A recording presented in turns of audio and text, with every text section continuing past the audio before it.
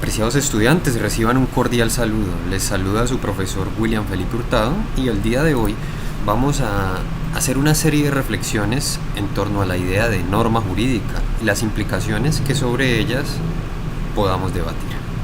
En primer lugar, debemos aclarar como categoría norma jurídica, ya que en nuestro contexto social es posible reconocer otro tipo de normas de tipo social que no necesariamente tengan una implicación jurídica, normas de carácter religioso, moral, ético, si se quiere, y una serie de categorías que podemos mirar al margen del ordenamiento jurídico.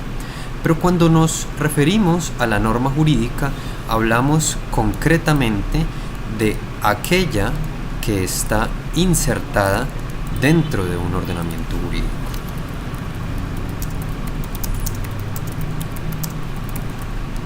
Dentro de un orden jurídico. Durante mucho tiempo y en diferentes sistemas jurídicos, la norma ha sido considerada la principal fuente formal de derecho, es decir, el principal elemento por medio del cual se crea derecho para intervenir situaciones o conductas de carácter social. Como lo habrán visto en este curso, las fuentes formales del derecho no son exclusivamente normativas. Hay otras, como la jurisprudencia, la costumbre, la equidad, la misma doctrina, etc. Pero aquí se destaca a la norma jurídica como una de las principales que existe en este sentido. ¿Qué podemos decir nosotros de la norma jurídica tratando de aproximarnos a una definición? Aclarando en primer lugar que las definiciones en torno a este concepto son múltiples, muy variadas y diversas.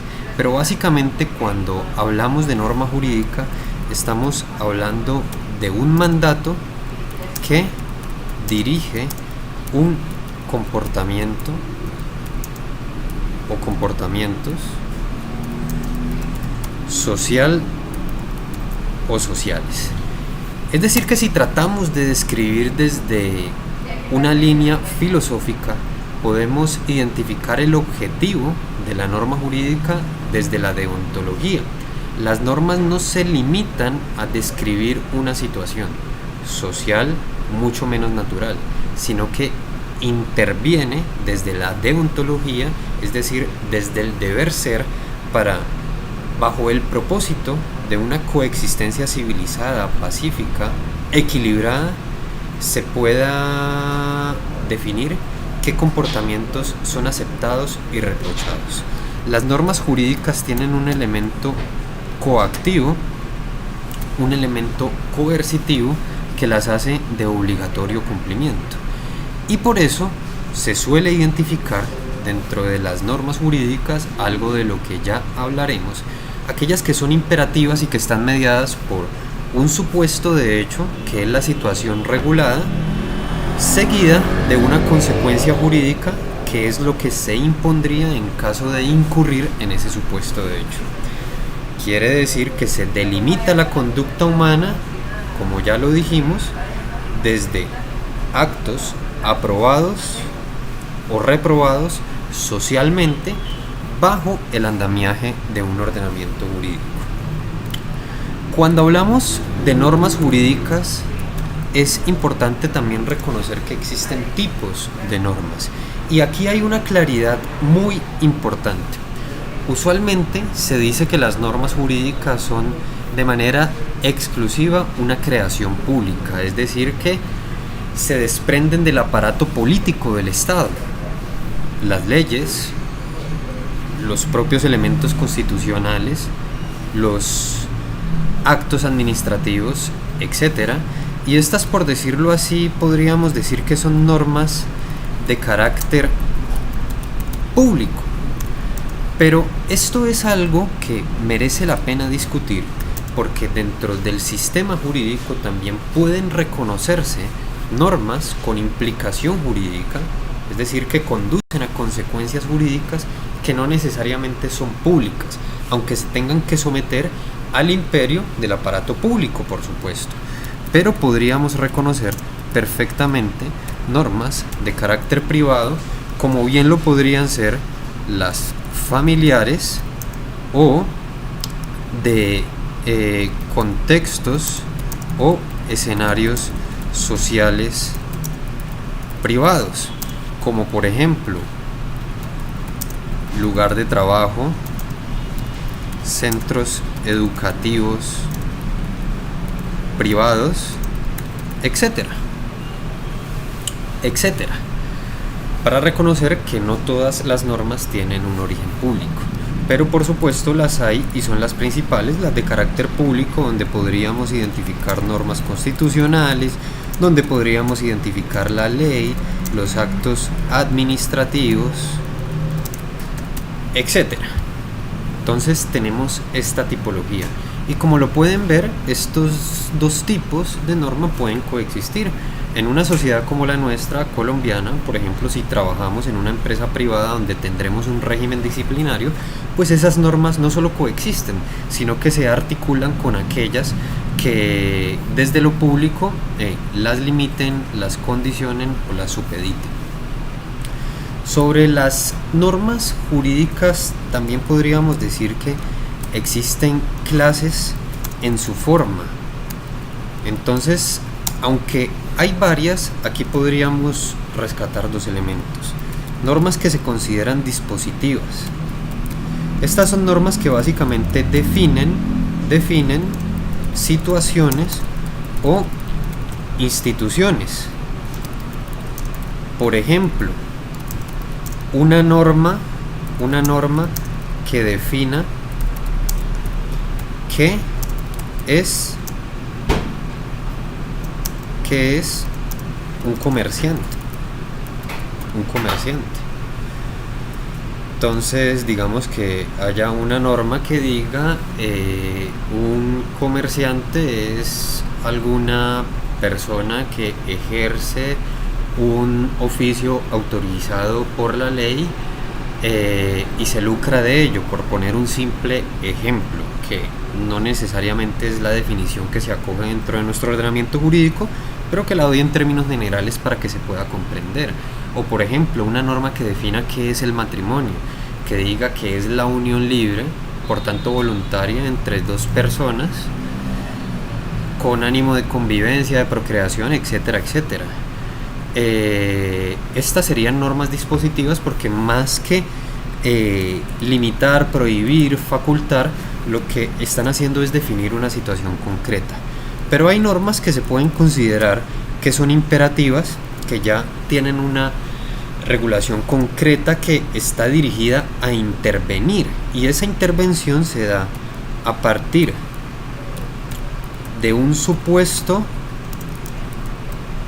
de hecho que tiene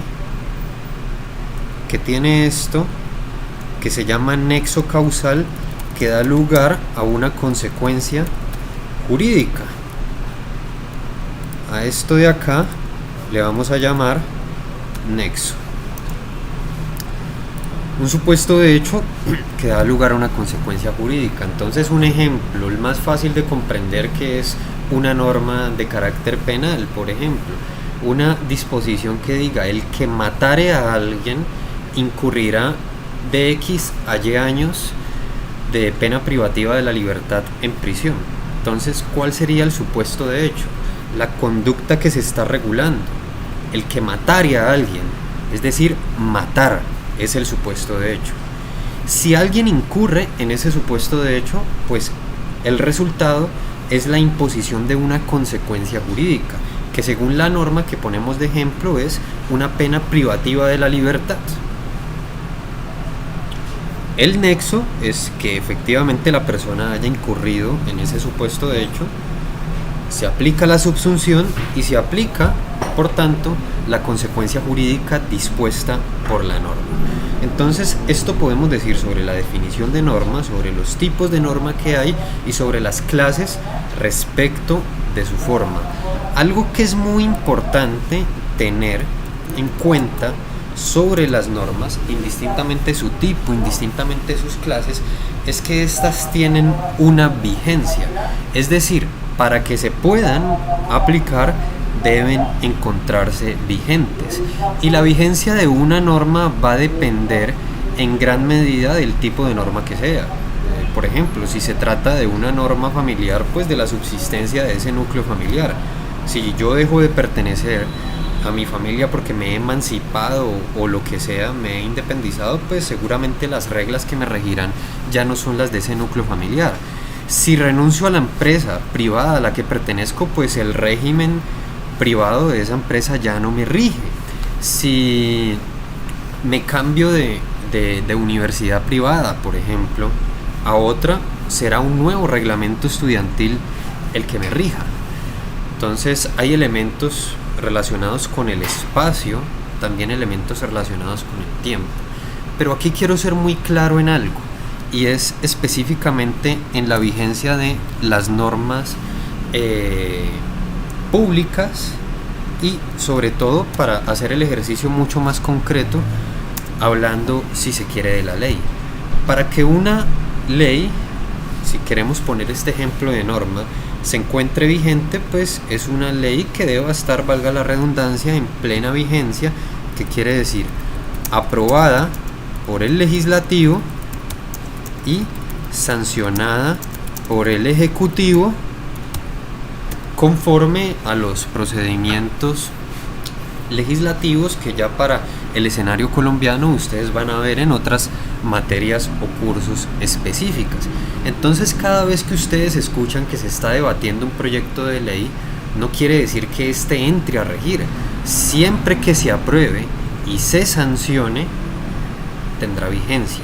Y de hecho las leyes en su propio texto suelen decir a partir de cuándo tienen su vigencia, si a partir del momento de la sanción o si a partir de una fecha específica.